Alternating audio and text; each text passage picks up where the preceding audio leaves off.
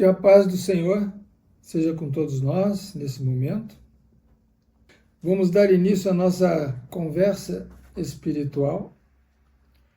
E hoje o nosso tema é o seguinte: todas as coisas cooperam para o bem daqueles que amam a Deus. Vamos ler um texto no livro de Gálatas, capítulo 1, versículo 15 e 16. Aqui é o apóstolo Paulo falando. Quando, porém, ao que me separou antes de eu nascer e me chamou pela sua graça, aprouve revelar seu Filho em mim. Isso aqui é muito interessante porque antes do apóstolo Paulo nascer, Deus já havia separado ele para que ele pudesse conhecer a Deus. E depois, pela graça de Deus, ele foi chamado para ser apóstolo.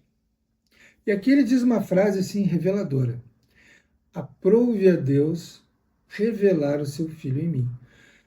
Foi nesse momento em que Deus revelou o seu Filho ao apóstolo Paulo que ele se converteu.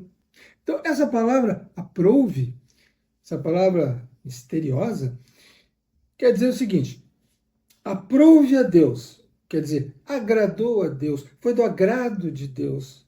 Deus se alegrou em revelar seu Filho em nós. E esse foi o momento em que nós nos convertemos para Jesus, quando Deus revelou o seu Filho em nós. A partir daí que tudo mudou. Nossa mente mudou, nossa maneira de pensar mudou. Nós passamos a realmente crer no Senhor Jesus. A gente se reconheceu como pecadores. Até então nós não sabíamos, né, disso. E também reconhecemos a Deus como nosso Pai Celestial, a Bíblia como a palavra de Deus. Então, quando Deus revelou o seu Filho em nós, revolucionou a nossa alma, nosso espírito, nosso entendimento, e começamos uma vida nova. E aconteceu algo muito importante nesse momento. Deus nos transportou do império das trevas para o reino do Filho do seu amor. Hoje nós estamos no reino do Filho do seu amor. Quer dizer, hoje nós estamos no reino de Jesus. E no reino de Jesus, nós recebemos orientações, ensinamentos, como agora que a gente vai ler em 1 João, capítulo 3, versículo 1 a 3. Vede que grande amor nos tem concedido o Pai, a ponto de sermos chamados filhos de Deus. E, de fato, somos filhos de Deus. Por essa razão, o mundo não nos conhece, porquanto não o conheceu a Ele mesmo. Amados, agora somos filhos de Deus e ainda não se manifestou o que haveremos de ser. Sabemos que quando Ele se manifestar, seremos semelhantes a Ele, porque haveremos de vê-lo como Ele é. E assim mesmo se purifica todo o que nele tem essa esperança, assim como Ele é puro. Bom, né? Hoje nós somos filhos de Deus, porém a gente vive nesse corpo. Esse corpo fica doente, tem problemas, é cheio de limitações. Mas esse corpo ele é apropriado para viver aqui nessa era, né? Nesse planeta, nesse tempo que nós estamos vivendo no mundo. Esse corpo é apropriado para isso. Porém, ainda não se manifestou aquilo que nós haveremos de ser. Porque num futuro aí bem próximo, nós vamos ser transformados. Nós receberemos da parte de Deus um novo corpo. Um corpo capaz de viver na eternidade. E também nós seremos renovados na nossa mente, na nossa alma, no nosso entendimento. Nós seremos capazes de ver Jesus como Ele é. Hoje, nós não vemos a Jesus. Hoje nós cremos em Jesus. No futuro, nós vamos ver Jesus como ele é, eterno, brilhante, com aqueles olhos assim, que em alguns lugares da Bíblia diz que são olhos como chamas de fogo. Nós vamos ter condições de nos relacionar com Jesus com proximidade, por causa de toda essa renovação que vai acontecer conosco. E todos nós que temos essa esperança, precisamos fazer algo que nós conseguimos fazer. Não conseguimos muito, mas nós conseguimos um pouco, que é nos purificar. Como aqui está nos ensinando, né, o apóstolo João. Quem tem essa esperança em Jesus, a si mesmo se purifica. Purificar a nossa mente, quantos pensamentos, né, circulam dentro de nós, purificar os nossos olhos, purificar nossos desejos, enfim, nós cuidarmos assim de nos purificarmos um pouco, porque Jesus é puro. E quando nós nos purificamos, nós estamos cooperando de nos aproximarmos como o Senhor Jesus é, pelo menos um pouco. Nós que estamos nesse mundo, nós que vivemos nesse mundo, a Bíblia ensina que nós não somos do mundo, mas nós vivemos no mundo. Tem um aspecto interessante porque nós não estamos sozinhos aqui nesse planeta. Nós não estamos sozinhos nesse universo. Nós somos filhos de Deus. Nós somos da família de Deus. Deus é o nosso Pai Celestial. Jesus é o nosso Deus, é o nosso Rei, é o nosso Senhor. Jesus é o nosso Mestre. Jesus é o nosso guia. E o Espírito Santo habita dentro de nós. Hoje nós somos templos do Espírito de Deus. E o Espírito Santo está nos conduzindo a toda a verdade. Uau! Com toda essa maravilha, que é assim, algo tremendo que nós temos dentro de nós, surge uma pergunta. Afinal, por que nós sofremos?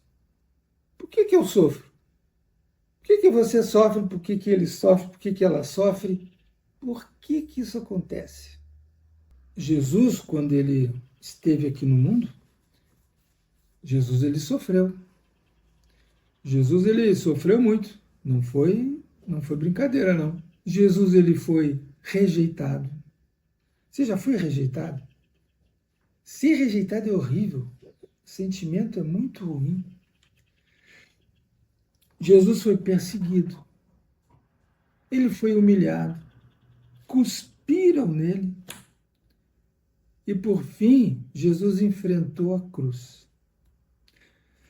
Jesus sabe o que é sofrer. E ele nos orientou sobre isso.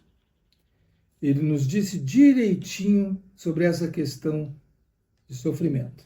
Em João 16:33, Jesus está falando e ele diz o seguinte: estas coisas vos tenho dito, para que tenhas paz em mim. No mundo, passais por aflições. Mas tem de bom ânimo, eu venci o mundo. No mundo, a gente passa por aflição. Todos nós passamos por aflições nesse mundo. O mundo é uma fonte de sofrimentos para todo mundo, para todos os habitantes do mundo. O mundo é uma fonte de sofrimentos. Por exemplo, no casamento. Só no casamento. Quantas fontes tem de aflição? Olha só.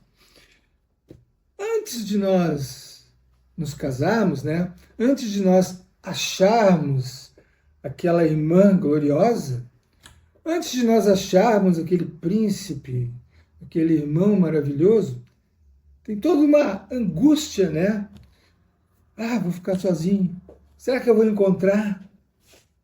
Aí encontra. Aí casa. O casamento em si já tem uma complexidade de confusão, de atritos, até que o casal consiga se ajeitar, se equilibrar, apresenta-se muitos problemas.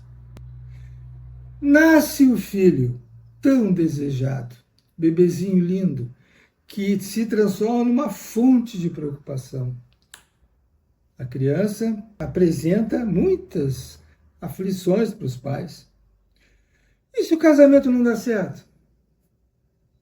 Traição, divórcio. Então, só no casamento existe um mar de aflições para todo mundo que se casa. Tem também, por exemplo, a questão do dinheiro. O dinheiro ganha pouco, quer ganhar mais. Como é que faz para ganhar mais? Dinheiro, gasta mais do que ganha. Acontecem prejuízos financeiros. Tem que trabalhar horas e horas e horas por dia para conseguir ganhar o dinheiro. Olha que é uma fonte de preocupações, de aflição, de coisas assim desconfortáveis. Por exemplo, vou contar aqui um caso que ocorreu com a gente. Eu sempre estaciono o carro aí na frente do prédio. Estacionei 1 milhão de vezes. Mas, alguns dias atrás, era bem cedinho de manhã, 7h pouco da manhã, bum! O carro estava estacionado lá na frente. E simplesmente vinha um carro dirigindo, eu não vi, depois me contaram, né? Vinha um carro dirigindo a toda e o camarada, o motorista, estava no celular. Aí, no celular, ele se distraiu e bateu no carro que estava atrás do meu. E o carro voou e pá! Amassou toda a traseira do meu carro. Um tremendo prejuízo. O seguro não cobria porque não atingiu a franquia. Tivemos que gastar uma grana com isso. Por quê? Isso é uma aflição, é um prejuízo que uma outra pessoa me causou. Eu não fiz nada para ele e ele me deu um super prejuízo e não tinha a mínima condição de pagar. Ele trabalha como jardineiro, assim, por conta, né? E por que isso aconteceu? Esse prejuízo ocorreu porque eu estou no mundo, está cheio de carro dirigindo. As pessoas, elas dirigem, elas bebem para dirigir, ficam falando no celular, ficam desatentas, e essas coisas acontecem todo dia. Coisas assim ocorrem. Aflições de quem vive no mundo. E tem outra fonte de aflição também, que é o nosso corpo. O nosso corpo é coisa muito séria. Primeiro, tem as aflições que podem ser geradas pelo nosso nascimento. Tem pessoas que nascem cegas. Tem pessoas que nascem sem braço, sem perna. Tem pessoas que nascem como autistas. Olha quantas aflições, quantas preocupações, quantas angústias para a própria pessoa e também para os pais. Tem também a famosa questão da beleza. Tô mais gordo, tô mais magro, quero melhorar aqui, quero melhorar ali. Se compara com estes, se compara com estas. O corpo, ele produz assim, muitas aflições, não só para as mulheres, para os homens também. Outra fonte de angústia no corpo são os nossos excessos. Come demais, bebe demais, dorme demais, trabalha demais, tudo demais dá problema no corpo. Então, essas circunstâncias da vida produzem muitos efeitos em nós. Tem um livro, aqui na Bíblia, tem 2 livros, que é 1 Timóteo e 2 Timóteo, escritas pelo apóstolo Paulo. O Timóteo, ele era um pastor, um homem ungido de Deus, escolhido por Deus, separado por Deus para ser pastor, para ser evangelista, para ensinar. Um homem que estava jovem ali no ministério, né? E ele era cometido de frequentes enfermidades. Por quê? Porque porque ele nasceu com uma constituição física frágil. Tem pessoas que nascem com uma condição física robusta, forte, não sente nada, passa a existência inteira e não tem uma doença. Já não era o caso de Timóteo. Ele nasceu aqui, por que aconteceu isso com ele? Porque ele nasceu no mundo. Quando nós nascemos aqui no mundo, nós estamos sujeitos às aflições, as mesmas que Jesus falou. No mundo, vocês passam por aflições. Mas Jesus também deixou uma frase bonita para nós. Eu estarei com vocês durante todos os dias, até o fim. Jesus está conosco em nossas aflições. E todos os dias, hein? Até o fim do século. Muitos pensamentos naturais brotam na cabeça de muita gente. Pessoas que creem no Senhor, pessoas crentes. Muitos pensam assim, ó, mas por que comigo? Justamente comigo. Puxa, Deus não me ama. Eu faço tudo certo. Isso é injusto, isso aí é injusto, não aceito, é injusto. E muitas pessoas, quando passam por aflições com esses pensamentos naturais que brotam, né? Algumas ficam ressentidas com Deus, ficam magoadas com Deus, e isso é coisa muito séria. Ficam mesmo. Outras pessoas ficam decepcionadas com Deus. Outras, assim, se desviam, elas abandonam a fé. Ou não querem mais saber de nada com Deus, ou vão ver se existe um outro Deus assim mais, né, que cuide dessas coisas para que não aconteça nada com elas. Nós precisamos ter, na verdade, um pensamento espiritual, um entendimento espiritual, acreditar no que Jesus falou. Jesus falou de verdade isso, olha, no mundo vocês vão passar por aflições. E ele passou por muitas aflições. E ele disse, coragem, né? Vocês vão passar por aflições. A nossa salvação, nós falamos muito, né, que somos salvos pela fé no Senhor Jesus. A nossa salvação, ela não é um seguro contra as aflições. Deus não, quando ele nos salvou a nossa alma, nos deu essa fé no Senhor Jesus, não estava incluído um seguro contra as aflições. As aflições estão aí para todos nós. E Jesus falou, né?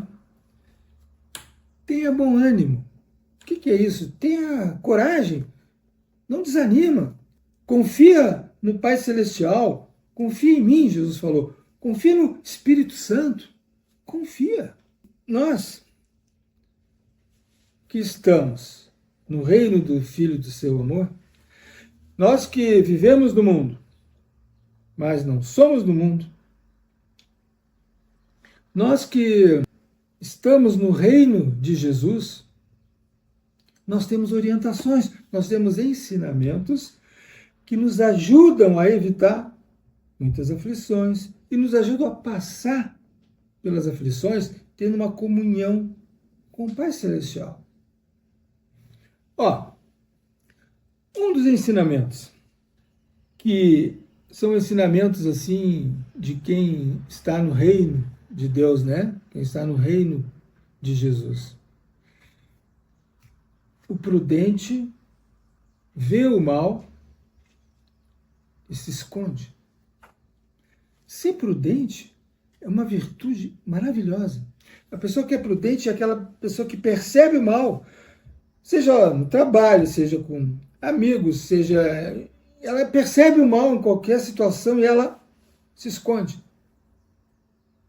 Tipo, tô fora, deixa esse mal passar aí. O fato de nós sermos prudentes nos ajuda muito, porque muitas aflições vêm por causa dos outros. As pessoas, muitas pessoas, são ruins. Elas mentem, elas traem, elas são egoístas, elas pedem dinheiro emprestado e não pagam. Muitas aflições vêm por meio dos outros. Por isso que ser prudente é perfeito, porque se a gente consegue perceber o mal, nós podemos nos esconder, evitar. Outra fonte de aflições somos nós mesmos.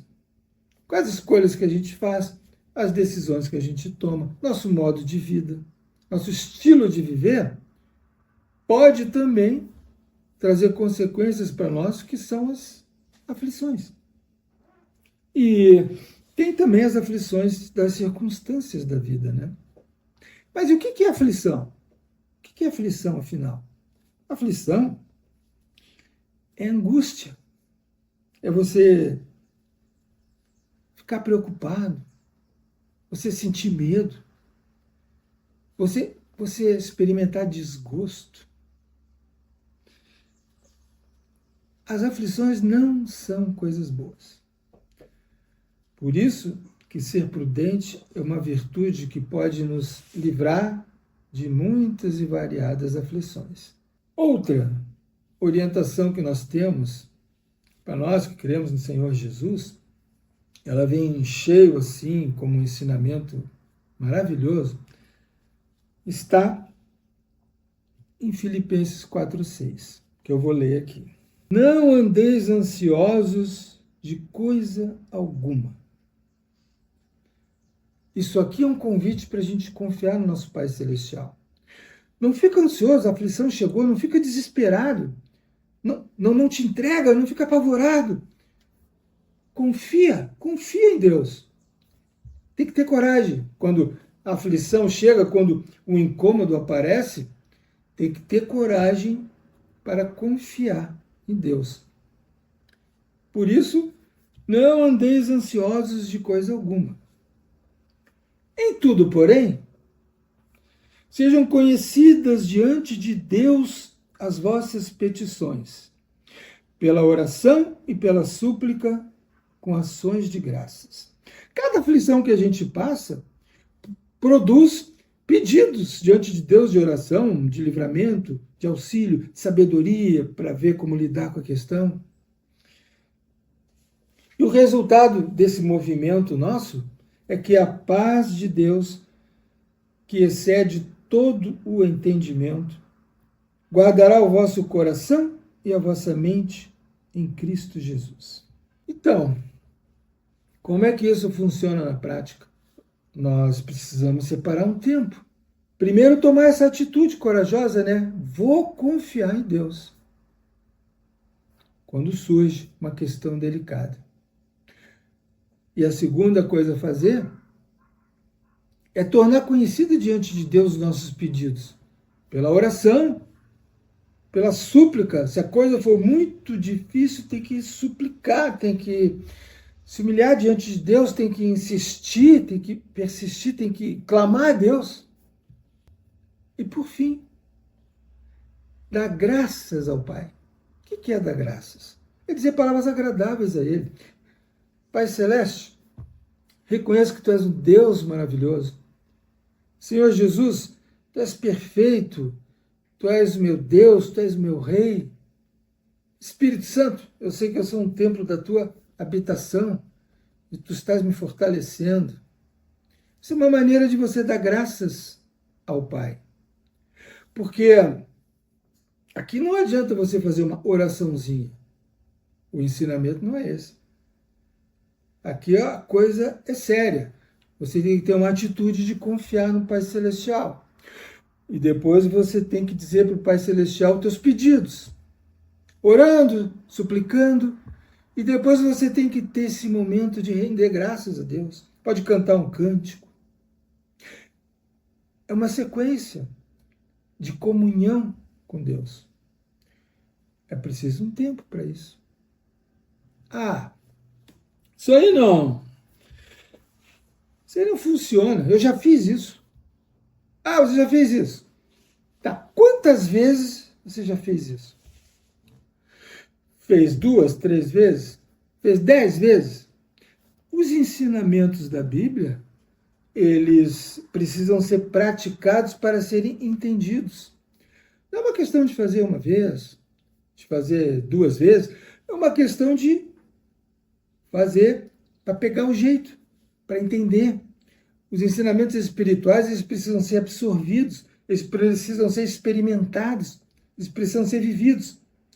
Para nós desfrutarmos dessa paz profunda que excede todo o entendimento, a gente precisa confiar. E como é que nós confiamos? Nós vamos ter que praticar isso. Nós precisamos pedir, oração, suplicar, que também nós vamos ter que praticar isso aí. É por meio da prática que o ensinamento da palavra do Senhor cria vida em nós. E a gente realmente experimenta o que está escrito. Eu me lembro que eu tinha muita dificuldade para dormir. Deitava, custava para pegar no sono. Às vezes dormia e acordava. Era tumultuado assim eu pegar para dormir. Aí eu encontrei aquele salmo, né? Salmo 4:8. Em paz me deito e logo pego no sono. Porque só tu, Senhor, me fazes repousar seguro. Quando eu descobri esse salmo, e que Davi estava vivendo momentos assim tumultuados e ele simplesmente deitava e dormia, eu pensei, então eu vou começar a orar essa palavra. E comecei a orar essa palavra. Tem esse ensinamento, né? Orar a Bíblia, né? Orar a palavra de Deus. Eu comecei a orar a palavra de Deus, mas não estava funcionando. Aí eu comecei a perceber, não, mas eu preciso pensar nisso. O que isso está dizendo? Né? Que eu vou me deitar em paz? Então, eu preciso me deitar em paz, eu preciso crer nisso. E em paz me deito e logo pego no sono. Uma confiança profunda em Deus, porque só Ele me faz repousar seguro. Conforme eu fui pensando, eu fui entendendo, foi clareando. E conforme eu me ajoelhava para orar ao lado da cama, eu fui lentamente me apropriando dessa realidade e pouco a pouco eu fui dormindo melhor. Às vezes não funcionava, às vezes eu orava uma vez, eu já tinha pego o jeito, já tinha entendido várias coisas, eu orava uma vez, profundamente, me deitava e não funcionava. Eu me ajoelhava de novo, me levantava, me ajoelhava de novo, meditava naquela palavra, conversava com Deus e procurava me apropriar disso, que em paz eu me deito e logo pego no sono, que só tu, Senhor, me fazes repousar seguro. Às vezes eu fazia várias vezes, hein? Até que conseguia dormir. Até que cheguei num ponto, sem perceber, eu cheguei num ponto que eu acreditava agora nessa palavra. Era verdade mesmo que eu ia me deitar em paz. Tipo assim, estava determinado, estabelecido no universo que eu ia me deitar em paz. E que eu ia logo pegar no sono. Que Deus vivo, Ele estava ali comigo, me fazendo repousar seguro. Conforme eu peguei a coisa, entendi o negócio, eu comecei mais facilmente a dormir. Começou a ficar mais escasso as vezes que eu não dormia, que eu dormia mal. É impressionante. Tem que praticar para absorver aquele ensinamento da palavra de Deus. Tem que praticar. Porque o que nós queremos? Essa paz de Deus, ter essa paz como âncora da nossa alma, para a gente não ficar sendo levado pelos ventos das aflições o tempo todo. Então, você precisa fazer isso. Ninguém vai fazer isso por você. Você vai ter que fazer. Vai ter que enfrentar a tua dificuldade, vai ter que enfrentar o que significa confiar em Deus. Vai ter que saber na prática o que significa pedir, suplicar. Vai ter que também compreender como num momento desses você vai dar graças ou você vai cantar um louvor a Deus. Só praticando que você vai entender.